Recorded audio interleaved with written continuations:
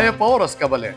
Kayang tabing mabilog ang persa ng GNN TV44 Pampanga, pagyela rin mga panahon at lokal istoryang dapat sumabalo, kapabilataning garantisado, kompleto ang pambalansing informasyon. O rin po rin balita may kalap gining Huwebes, February 20, 2024. Yako po'y Benny Ginto at ini in News Force, Pampanga. Alagpasanan in PhilHealth Region 3 in kayang target collection para kimbanuang 2024. Pagkabaluan tamo yung datos kay report ng Patricia Mamang. Beg maragol ng Philippine Health Insurance Corporation o PhilHealth Region 3 na alagpasane in kayang target collection inyang banwang 2024.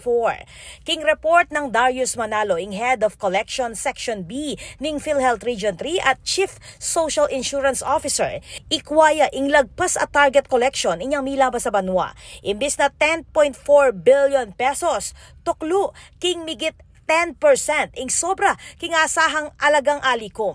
Pepa siyag na iting Manalo kayag naning kapihan sa bagong Pilipinas ng Philippine Information Agency o PIA Central Luzon inyang February 18, 2025 king Green Manor, San Fernando, Pampanga.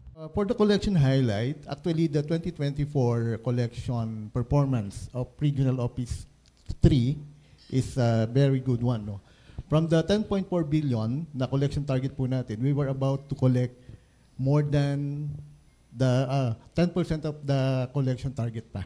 It is more than 10% of the 10.4 billion. King dato sa Pepalwal ning opisyal, kareng 11,679 na pribadong kumpanya may kakolektayang 6,234,579,000. Samantala, 22 employer amita lang ating delinquency cases nung nukarin may ka-recover 2,962,611 iba't kareng kaso na ali mag-remit kontribusyon. Balaos na namang pasik na nga ning ahensya in karelang collection efforts bang asiguradong mas marakala Pilipino at empleyado ing makinabang kareng benepisyong yampang ning PhilHealth.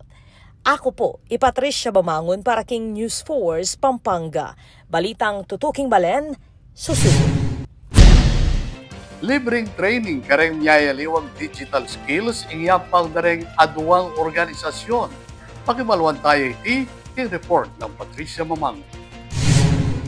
Magandang balita para sa mga nagnanais matuto ng Artificial Intelligence o AI, web development, digital literacy, basic computer skills, advanced technology training, tech for small businesses, cybersecurity at iba pang makabagong teknolohiya. Sa ginanap na News at Use ng Pampanga Press Club o PPC sa Park-In by Radisson Clark, ipinakilala ni Demos Punsalan, isang Kapampangan na founder at president ng California Technological Care o CTC sa Silicon Valley at Harry Rivera ng NL Outsourcing International ang kanilang proyekto na magbibigay ng libreng tech training sa piling komunidad. Ang role na ng CTC is to provide access to technology and education. Ito pong train me, hopefully after the training, they can land a job.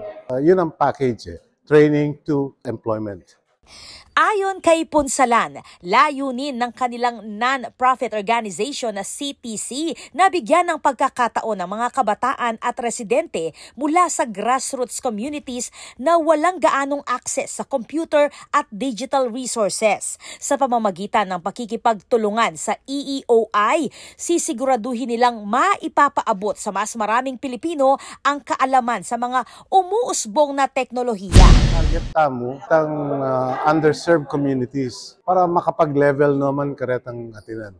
Imagine, yung computers, they cost like $3,000. Yung mga nasa grassroots, they cannot afford that. Sa pamamagitan ng proyektong ito, aasahan ng mas maraming tech-ready na Pilipino na maaaring makipagsabayan sa global workforce at makalikha ng mas maraming digital innovations. Kung access kareng technology companies, no? So, itong contribute ko kay Kapampangan. Sa loob ng 26 years, naging advokasya na ng organisasyon na CTC ang tumulong sa mga komunidad na salat ang resources at access sa modernong teknolohiya. Ako po, Patricia Mawangon para King News Force, Pampanga. Balitang tutuking balen, susunod. Mayayakit ang pamisasan netong ning komunidad ng Chevalier School kayang laning selebrasyon ng pagdiriwang 2025. Kakatang silipan ang kick-off activity na reti, king report ng Patricia Mamangon. Masaya at puno ng sigla ang pagsisimula ng 5-day founding anniversary celebration ng Chevalier School sa Angeles City na may temang Igniting Legacies, Building Communities. Formal na binuksan ang pagdiriwang sa pamamagitan ng isang banal na misa na sinundan ng iba't ibang aktibidad para sa mga kabalyeros, ang tawag sa mga mag-aaral at alumni ng paaralan.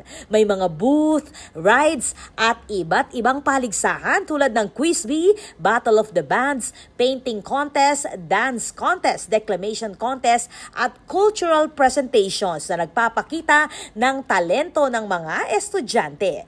Maliban kitang academic na bibigyan ng school, mamiyatamong activities, parang kareng kaya katamong estudyante, para kareng kaya katamong bisita, para apakit ng makanan yung kasanting yung pamilya at komunidad na ni Chevalier School. Miyayaliwang aktibidad, miyayaliwang pamangan, miyayaliwang contest, miyayaliwang rides yung pwede dang puntalan para mag-enjoy la po kaya katamong pagdiriwang. Ayon kay Reverend Father Richard Montaner, ang rektor ng paaralan, ang selebrasyon ay isang patunay ng pagkakaisa ng buong komunidad mula sa administrasyon, guro, magulang, estudyante, alumni at mga stakeholders.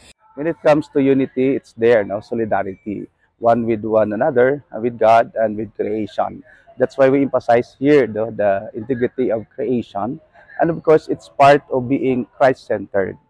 As a school, as a Catholic, that's our identity. Isa sa mga pinakahihintay na highlight ng selebrasyon ay ang concert night sa February 21, kung saan tampok ang Sunkiss Lola at This Band.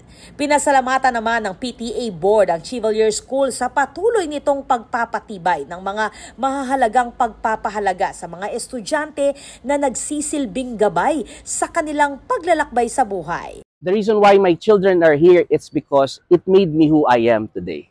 Number one niya po kasi in value na po na ng Catholic education. Instill niya po kaya kayo ituro na ka, alimu kitang pang literal na edukasyon, pero pang kita pong kaya katamong as a anak na ng Ginoo. Ang selebrasyon ay nagsimula ngayong Miyerkules, February 19 at magtatapos sa Linggo, February 23. Ako po, Patricia Mamangon para King News Force, Pampanga. Balitang tutuking balen, susunod. Atin pa mga paling balita, akin pa magbalik ni News Force, Pampanga.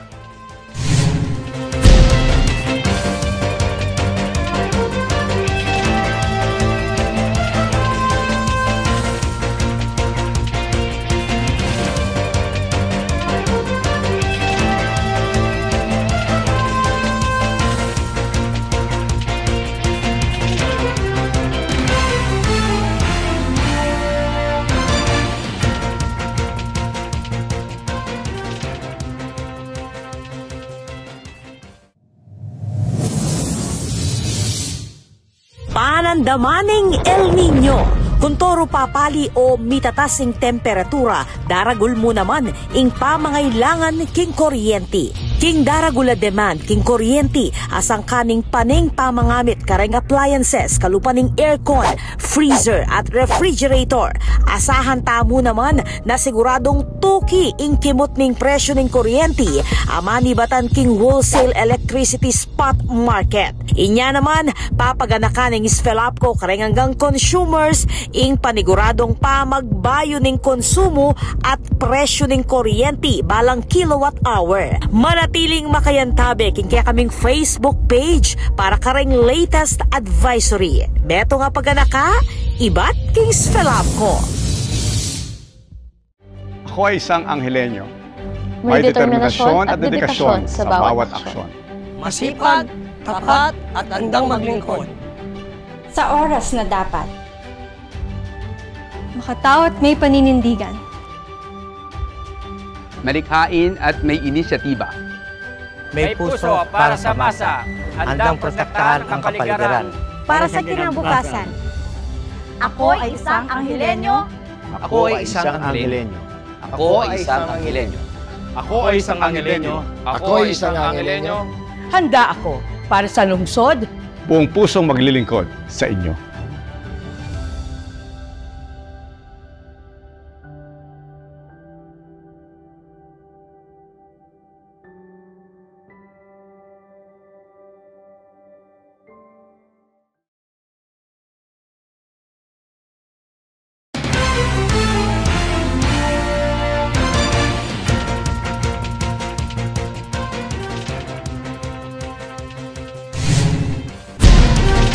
Hindi pa rin balitang dapat tamong tutukan. Kaya kata namang silipan ng Kabayong Japanese Restaurant King on the Spot feature ng Patricia Mamangon.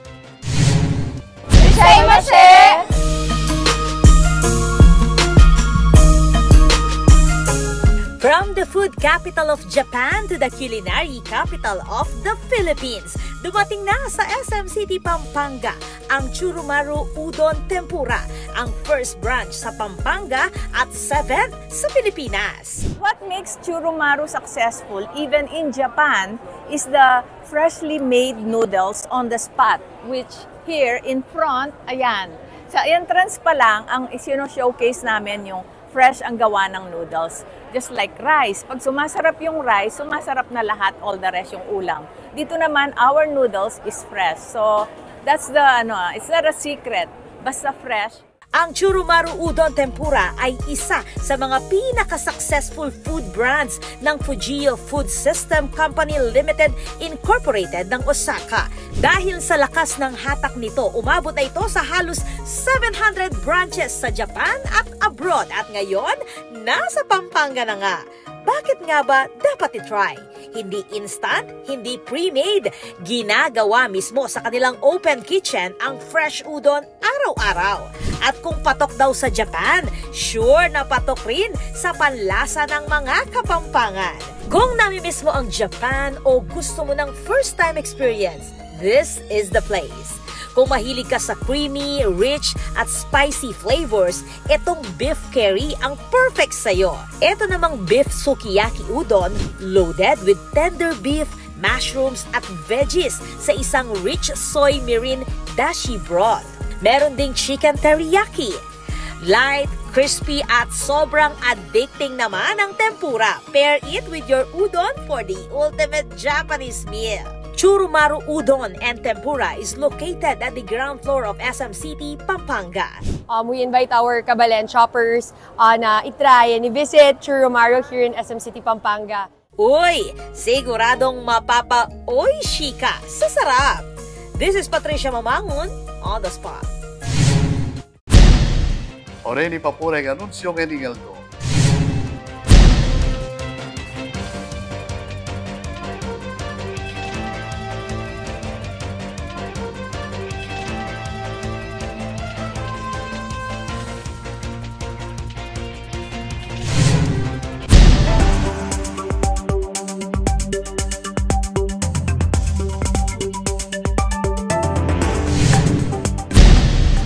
Kaya katamong pakibaluan ng bili ng panahon king lalawigan, kilub ng 24 oras.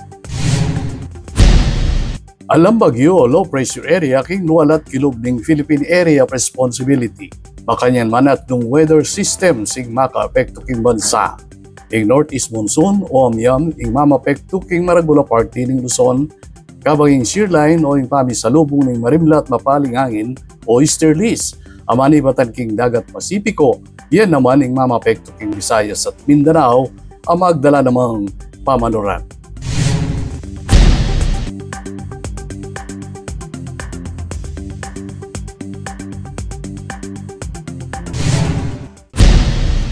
Kabalen maging parti kaking pamagbalita kay king News Force Pampanga.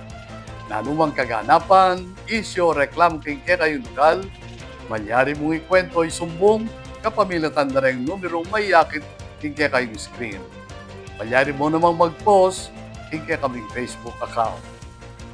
Panalakaran ng News and Public Affairs Team ng GNN TV44 Pampanga, ingadilan kayong mata sa kalidad ng lokal na pamagbalita, bilang panatang serbisyo ka rin sa Blang Kapampangan.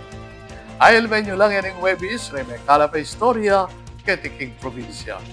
Yaku po Benny Ginto at ini ang News Force Pampanga. Balitang tutu, King Balen, susunod.